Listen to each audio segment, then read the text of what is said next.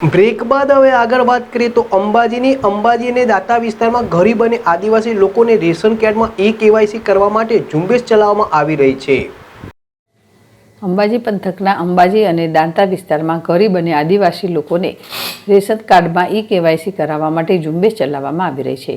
આ વિસ્તારના પછાત નાગરિકોને કેવાયસી કરાવવા માટે અંબાજી ગ્રામ પંચાયતના વહીવટદાર દ્વારા અનોખી કામગીરી શરૂ કરી છે। સસ્તા અનાજોની દુકાનોમાં રાશન કાર્ડનું કેવાયસી કરવા માટે સરકાર મહત્તમ પગલાં લઈ રહી છે। આદિવાસી વિસ્તાર એવા અંબાજીને દાંતા પંથકના ગરીબ અને આદિવાસી લોકોમાં રાશન કાર્ડની કેવાયસી કરવા માટેની જાગૃતિ લાવવા માટે અંબાજી ગ્રામ પંચાયતના વહીવટદાર અને એનજે ચૌધરીએ એક અનોખી કામગીરી હાથ ધરી છે।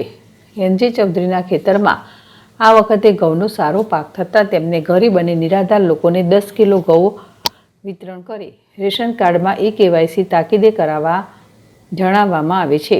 તેઓ કાર્ડ ધારકોને સમજાવી રહ્યા છે કે જો તમે કેવાયસી નહીં કરાવો તો તમને સરકાર તરફથી મળતા રેશનિંગના અનાજનો જથ્થો મળતો બંધ થઈ શકે છે।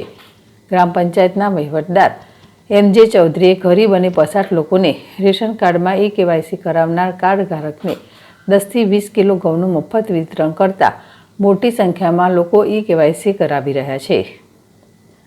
અરવિંદ અગ્રવાલ, ZSTV, અંબાજી।